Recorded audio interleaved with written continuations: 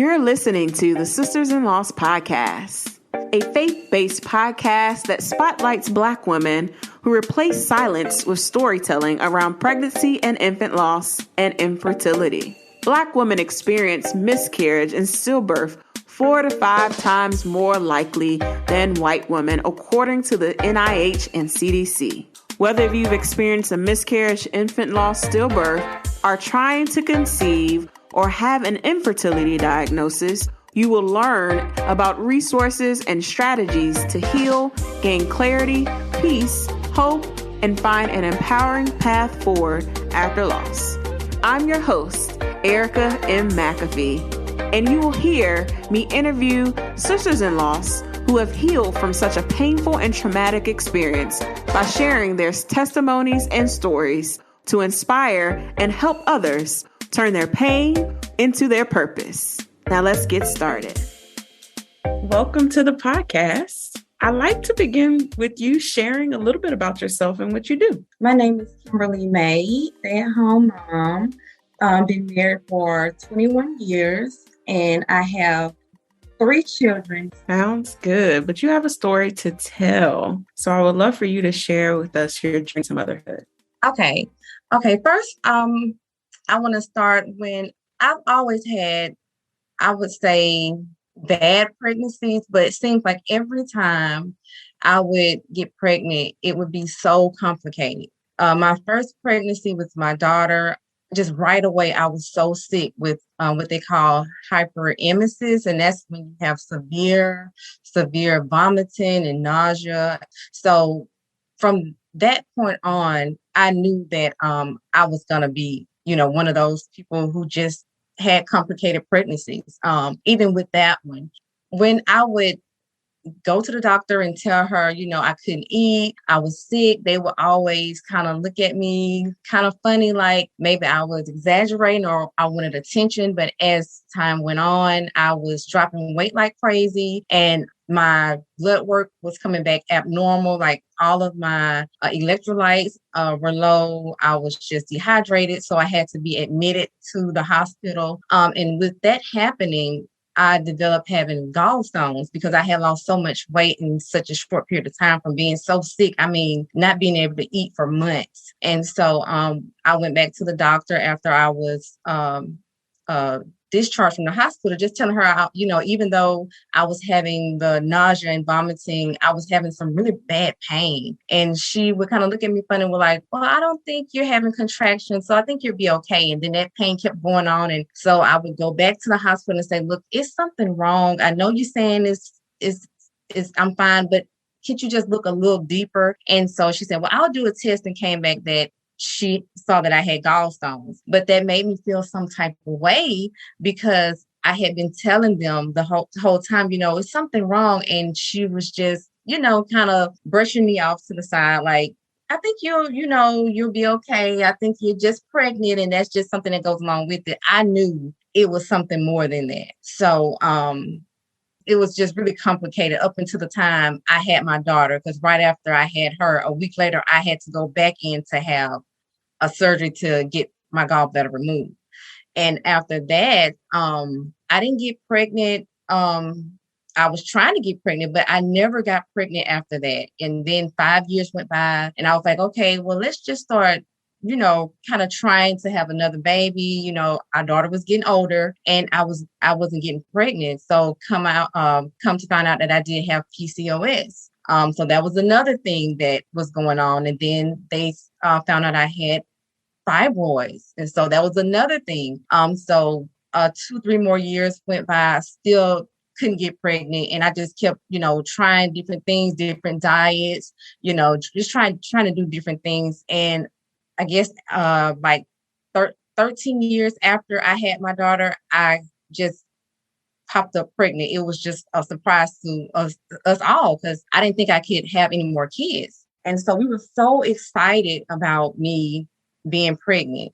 So this was a special baby because this was like our miracle baby. So we found out it was going to be a little boy, and we were all so happy. But from the beginning, we knew I had those fibroids. And As time went on, I got about 15 weeks, the fibroids were growing rapidly. So my doctor was telling me, you already know you have fibroids, but we have a little problem because they are growing very fast. So at this time, about 15 weeks, I had two fibroids and they were bigger than the baby. So I had one, I remember her saying about 10 centimeters and another one about 6 centimeters. But she was saying, I really don't know what we're going to do because they're just growing so fast. But with that type of news, I was thinking I should have been a high risk pregnancy at that point. But this doctor just didn't seem to really think it was a big deal, even though I knew that was going to be a problem.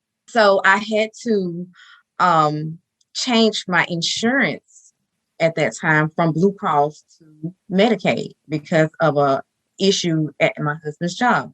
So I talked to a Medicaid worker, and she was telling me that the head doctor in that office did not want to have anything to do with any Medicaid patients. So I was asking her, I said, well, do you think I need to change my doctor because I don't want to be treated differently? And she said, well, the good thing about it is that your particular doctor says that she will accept it, but her partner who runs the office does not want to have anything to do with Medicaid. He doesn't want to have it on his website. He doesn't want to have anything to do with Medicaid patients. And I was asking, are you sure you don't think I should change my doctor? And she said, well, I'm sure because your doctor, she said, is fine. And that'll keep you from having to change in the middle of your pregnancy, going to a whole new doctor. And I said, okay, because I just really don't want to be discriminated against because of, by him not wanting to have anything to do with this type of insurance. I don't want to be treated differently. So I went ahead and kept that same doctor. About a month went by and I started having some pains and just feeling really funny. I went into labor and delivery and they told me that I was having contractions. And so at this time, I was about 23, 24 weeks.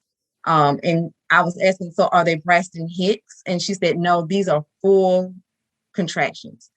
They did everything to stop the contractions. All while I was there, my doctor never came. I only saw the nurse that was on call that night. I never saw my doctor. I never saw the doctor that was on call. I never saw anyone. And the only thing that she kept doing was kept giving me some type of injections that was supposed to stop the contractions. And I remember it made my heart rate really, really fast and just made me feel really, really jittery. And nothing helped. So at this point, I'm thinking maybe I should be admitted because if I'm 24 weeks, I should not be having full contractions. I mean, what are you going to do to help me? But she said, well, I'm just going to send you home. I was like, I haven't seen a doctor. So I just go home. And she said, yeah, it's got to be something that can be done because I don't want to go home having full blown contractions. And she said it was a Saturday night. And she said, well, just come back Monday to see your doctor. And my husband, we thought that was really weird that I never saw a doctor.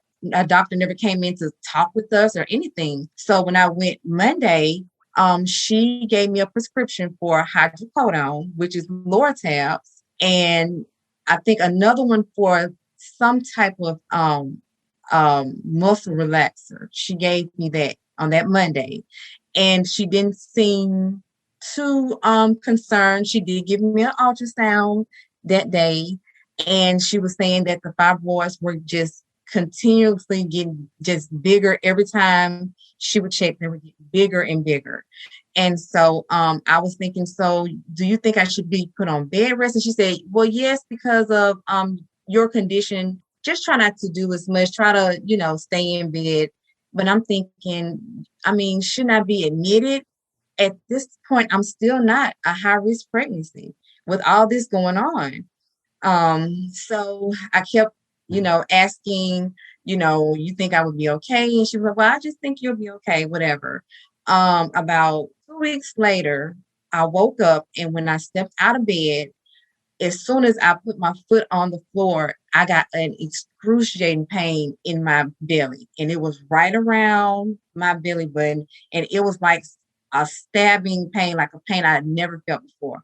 So I immediately called my husband, and he had me to call my doctor. And the nurse on the phone was saying, well, I think it's probably just acid reflux. And I was like, ma'am, this is not acid reflux. This is something really bad because I can barely move. She said, well, okay, well, you can come in and we'll just look at you. I could just tell from the way they were talking that they didn't think it was anything serious. And because of the pain, it took me a long time to be able to get up, put on some pants, to get there because I could barely walk. By the time I got to the hospital, my husband had to almost carry me into the building because it was just so hard. And when I got there, a nurse took my vitals, and I remember my blood pressure was really low. I remember it was like 90 something. I know it was like in the 90s. And so she gave me a pain shot in my hip and wanted me to give her a urine sample. And I was saying, ma'am, look, I'm in so much pain. I can barely give you a urine sample. So I was able to go ahead and give her a urine sample. And I waited in that room for 8 hours. No doctor, no nothing. And I was in so much pain till the average person would probably be screaming, yelling, all that. I couldn't do anything. I could just take deep breaths and just moan, like, and I kept saying, is there anything y'all can do to help me? And she was saying, well, whenever the doctor gets in here, he'll see what's going on. So 8 hours later, after all that, he comes in, never touched me, just looks at me and say, well, I think you probably have a virus. I said, a virus? What do you mean a virus? I'm not throwing up. I don't have diarrhea. I'm in a lot of pain. My stomach is in pain to the point where when you just touch my stomach, it was very tender, like just to lay a finger on it, it would hurt so bad. And I was saying, so you're not going to examine me, anything? No, I'm going to give you a prescription for some Phenergan and I'm going to send you home. And I was like, oh my God, like I don't get an examination, an ultrasound, anything? And he was like, no, because I think you're fine. And I was like, I mean, how are you just saying this? And so I remember when my husband was rolling me out of there, I was thinking, oh my God, I'm going to die. There's no way I'm going to be able to survive this kind of pain. And so my mom was calling from Mobile because I'm in Birmingham. So it's 4 hours away. And so she was saying, why didn't you demand for an ultrasound? And I'm kind of like a quiet person, kind of shy, and I was like, well, I don't know. I don't know, Ma, I don't know. And she was saying, I just think you should have demanded an ultrasound. At this time, I'm at home and I'm just, I remember just being leaned over my bed, like in this position because I could barely breathe. And so the prescription that the doctor had given me, which was hydrocodone, which was a opiate, which is a pain reliever, she gave me that like 2 weeks before. And because I was in so much pain, I was desperate at this point. I went ahead and took a Lortab because the nurse on the phone said that maybe it was acid reflux. My husband had some acid reflux medicine, which was called Prilosec. I took one of those. At this point, I am desperate because I don't know what's going on. I'm feeling like I'm about to die. So I was able to get into the bed, and I remember falling asleep. And when I woke up, I was gasping, like I could not breathe. I woke my husband up because it was like maybe 2:00 in the morning. And he was like, get up, we're going back out there. And I was like, they're not going to do anything because they won't help me. He said, we're going back to the hospital. I get back up. And one thing that I was having, I never forget that the whole time I was having hot flashes where I was breaking out in sweats like every hour. And my chest, I was having a lot of pains in my chest, like I was having a heart attack or something. And I remember having those symptoms, like my chest was hurting. And I remember the hot flashes, like I was sweating a lot. So we get back up and we go back to the hospital. At this point, I'm mad. And I'm demanding at this point, me and my husband are saying, no, I don't know what's wrong, but we want an ultrasound and we want one now. We're not waiting. No, is something wrong with her? Is something wrong? And we want to know. So about an hour go by, they send an ultrasound tech in. And as she's doing the ultrasound, it is hurting so bad for her to roll that thing on my stomach. Oh my God. And my husband is looking at the screen and he is seeing like something he's saying is not looking right. So she leaves out in a panic. And when the nurses came back in, they're running back in. They're running back in. They're trying to take off all my clothes. They're starting to shave me down there. And at this point, I didn't even ask them what was wrong because I knew whatever it was really bad. And at this point, I really didn't even want to know because I was too afraid to know what was about to happen. So my husband asked, "What's wrong?" Then they say, "Well, she's gonna have to have surgery like right now." And then the doctor walks in and he's on his cell phone and he's like pacing back and forth. Then he gets off the cell phone and tells me, "We're gonna have to take the baby out." And I'm like, "Well, what's going on?" And he's saying, "You're having internal bleeding. We got to get you into the OR right now." And I'm saying, "Well, my baby's not going to survive. I'm 28 weeks. My baby's not going to survive." He's saying, "We have to get you in the operating room right now or we're going to lose you both." And I don't know what I was thinking at this point. I just wanted to call my mom. And so I called my mom and she was in church and she ran out of church and she was so hysterical. She was trying to pray for me and she got some people there to just do a quick prayer because they were rolling me in.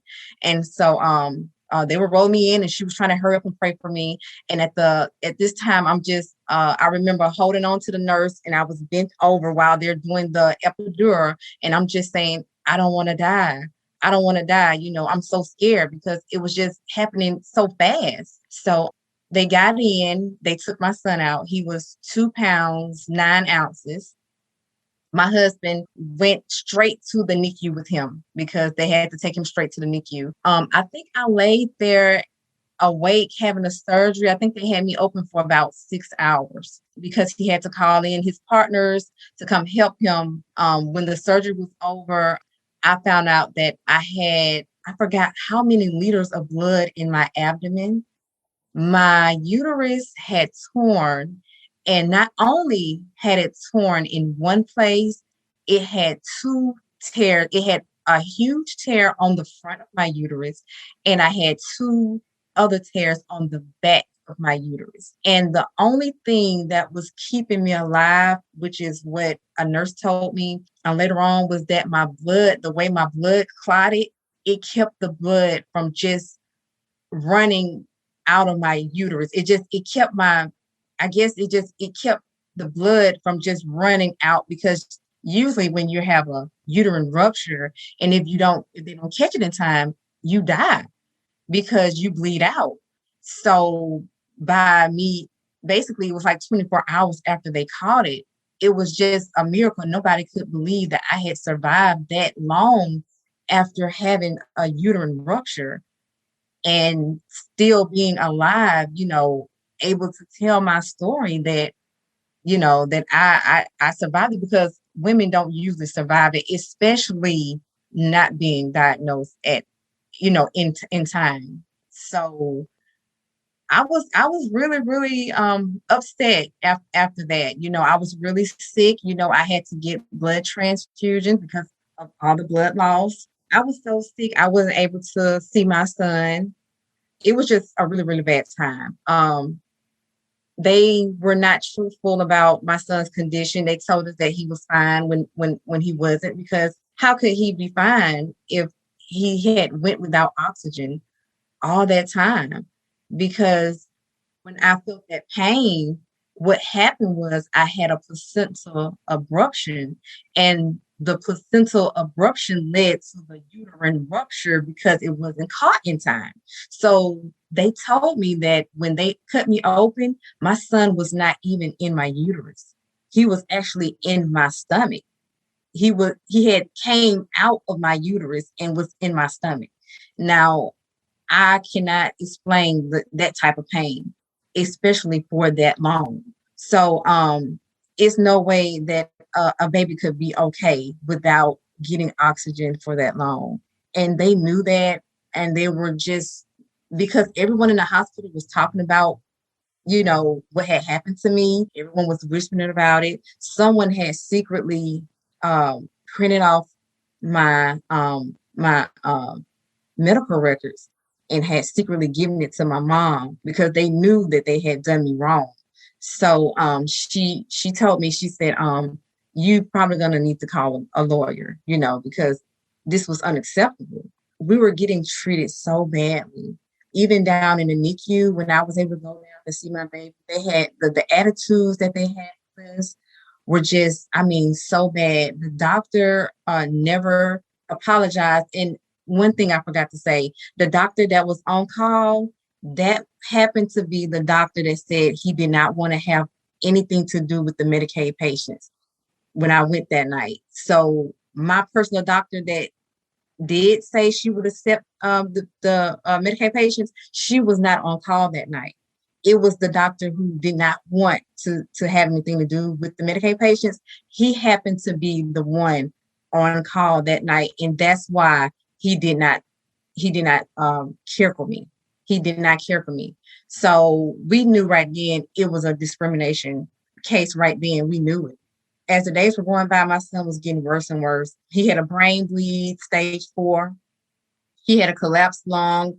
He was just doing really bad. And they were telling us, well, he's not going to make it, so you might as well go ahead and take him off. I didn't really know what to do or what to think. I had never been in that situation, so I didn't know what to do, but I did know that I didn't want him to suffer.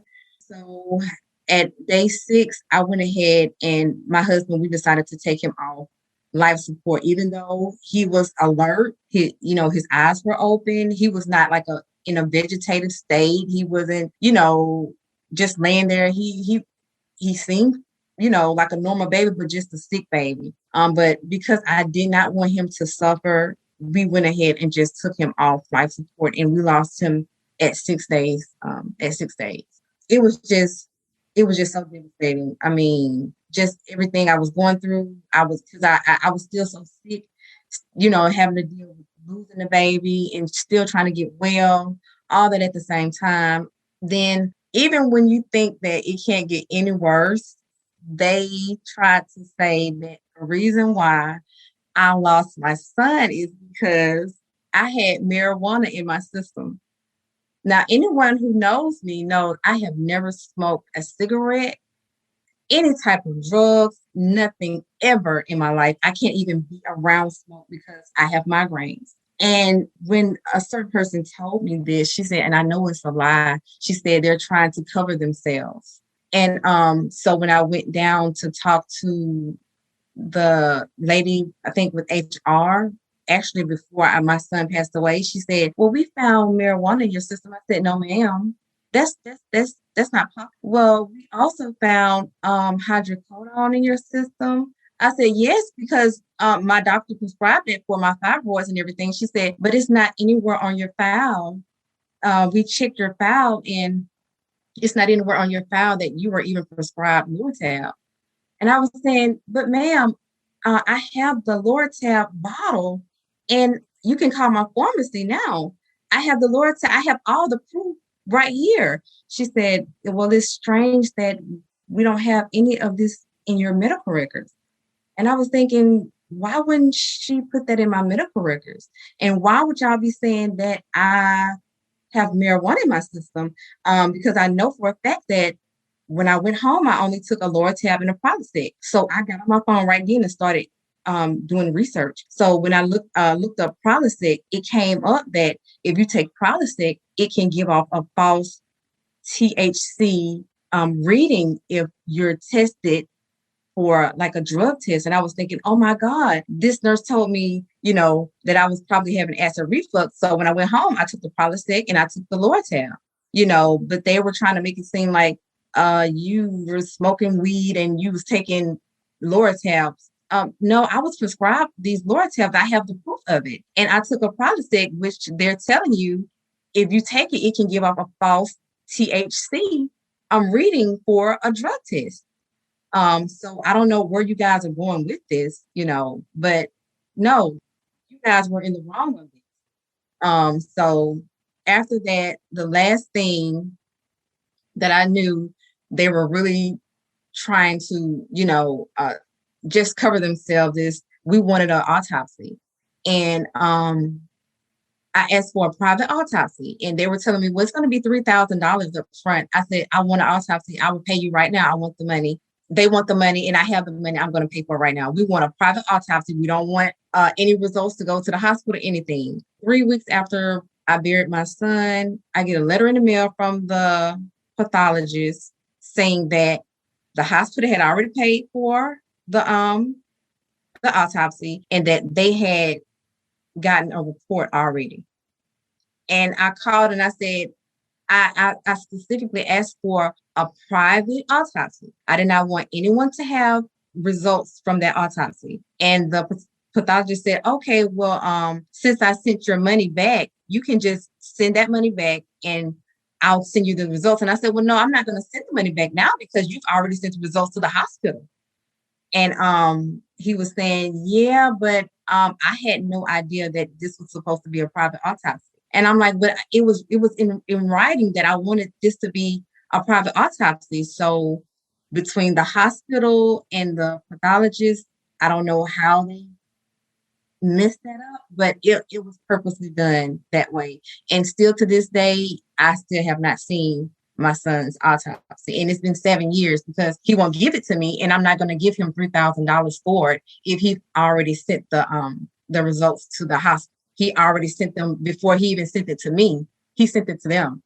And so I knew that, it was something shady going on. We tried to sue, but no one would really take our case. He's a big time doctor and his dad was also a doctor. So they're really, really well known in the city. And no one would really take our case because of who he was. And they were saying if he had really did an ultrasound and they had caught it the first time I went, that my son probably would have died anyway, that made me not really have a case. So no one really wanted to do, take that case.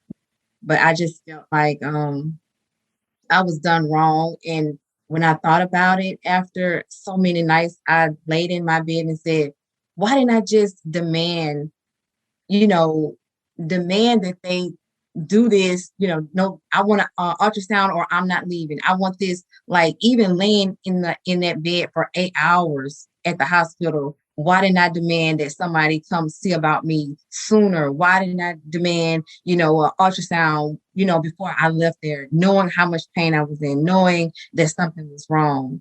I just was really, really angry that I did not speak up for myself the way I should have. And so that's something that I learned. If you have another baby, it's going to be, on you, that's going to be a huge risk to take. So I took that risk. And every time I felt like something was wrong, I made sure I said, no, if I felt like something was wrong, I let it be known because I was not going to let, anybody mistreat me again or just brush me to the side when I'm feeling like something is wrong. So that's one thing that I learned, even with my kids and my family members, my daughter. I tell her, if you feel like something is wrong, don't let anyone brush you off. Don't let nobody tell you, anything about your body when you know your own body. So when you feel like something is wrong, just speak up for yourself. Never just take it and go ahead, because I could have died, I could have died. If I had waited any longer, I would not have been here because I was bleeding out at the time. He was cutting me open. I was almost out of blood. So powerful. And you are definitely a miracle. I would love to know, how did you all memorialize your son? Did you all have a funeral for him? What did you all do to honor him? Yes, we did. We had a funeral at our church. We had a casket and a funeral. We had a viewing for him. And we had a balloon release at the grave site. So we did have a funeral for him. My family came from Mobile, and we had people to come and support us. So yeah, we did. We had a funeral. So how was your next pregnancy after that?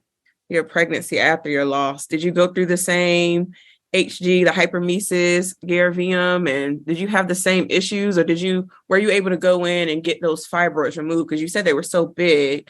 Did Mm-hmm. you end up having some type of a myomectomy or anything done? Actually, I had a myomectomy at the time, when I had the uterine rupture. Rupture. They took them down. They, Oh, then. they, Oh, okay. yes, because in my medical reports, they were saying they were unable to close my uterus because of how big they were. So at the time of the C-section, getting my uterus repaired, I also had a myomectomy at the same time. So yes, I had got those fibroids. They had to come out at the time of the C-section with that pregnancy. So yes, they took them out during that C-section.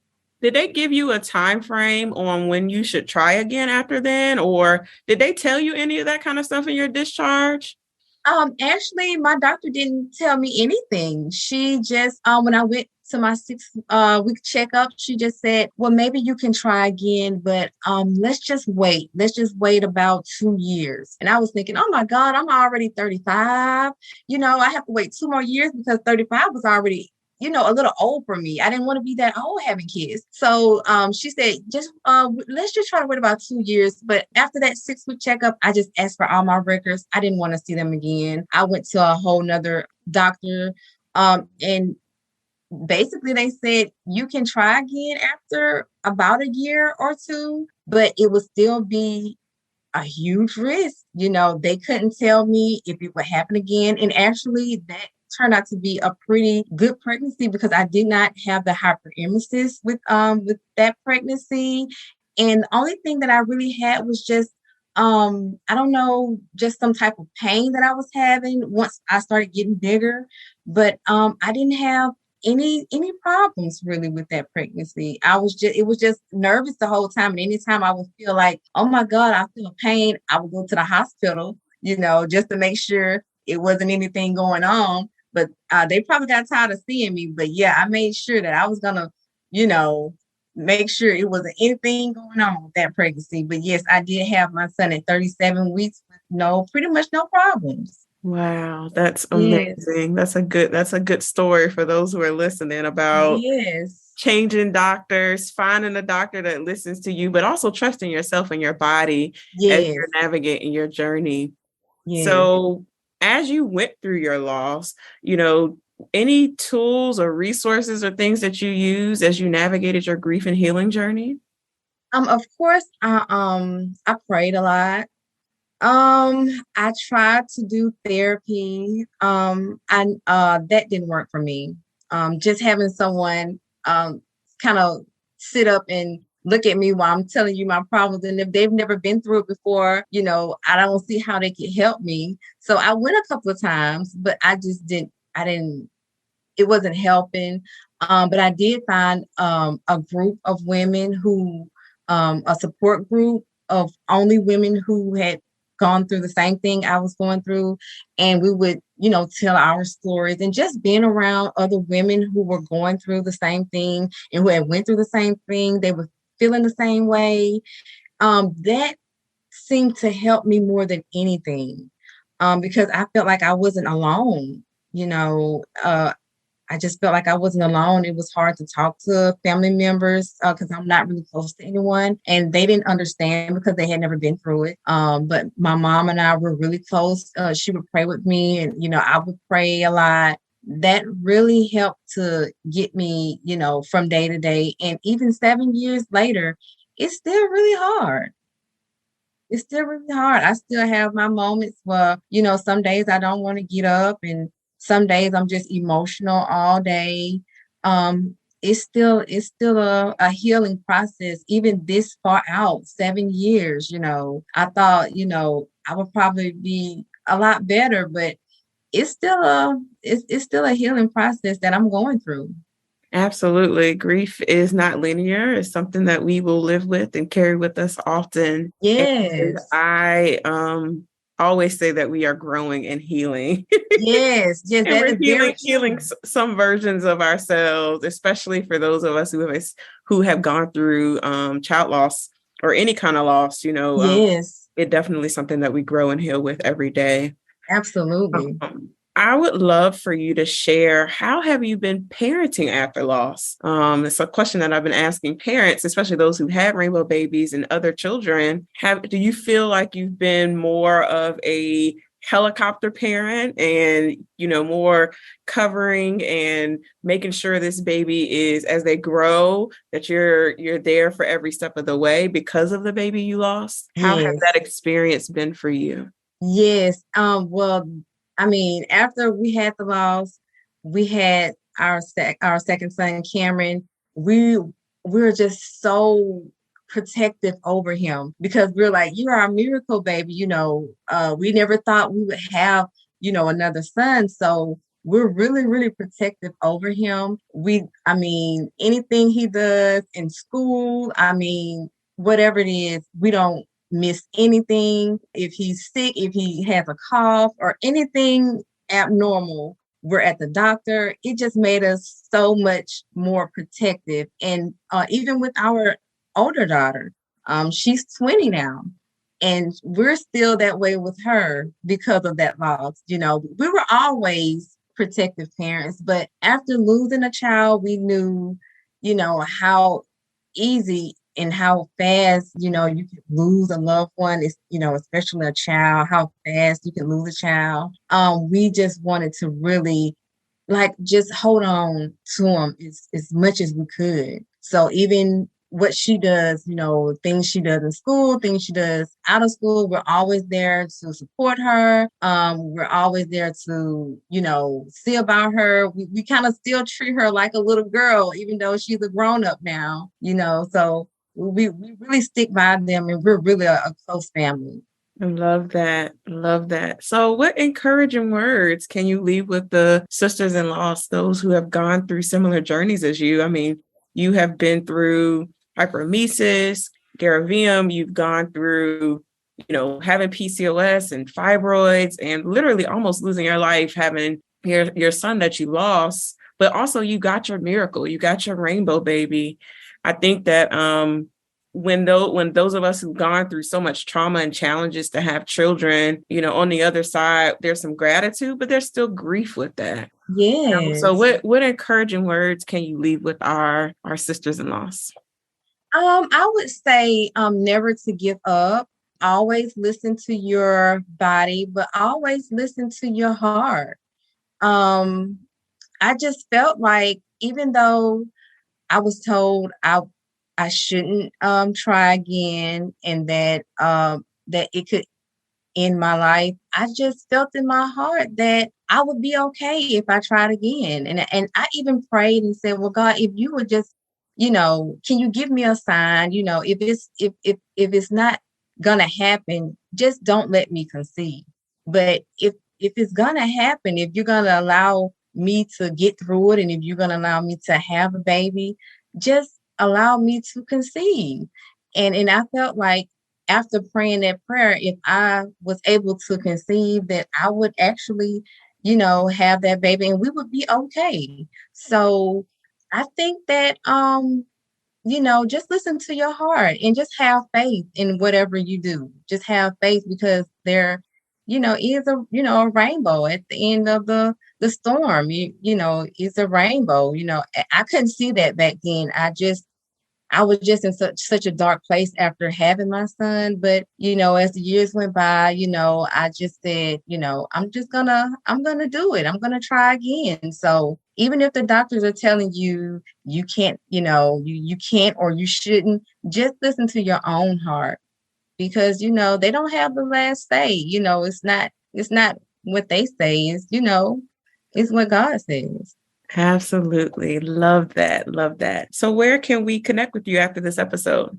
Well, I'm on Instagram. I don't have a big platform, but I want to start some type of group. But right now I'm on Instagram at Kim24May. Or you can look me up at Kim24 Mosley, Mosley on Instagram. So that's where I'm at now. Perfect. We'll make sure we link everything so they can follow you and follow your journey. Absolutely. So thank you so much, Kim, for sharing your story. This has been such a blessing to me to hear it. And I know that your children are blessed for all that you've gone through in your journey. So thank you so much for sharing it. It's my pleasure. Thanks for having me. Thank you for listening to today's episode.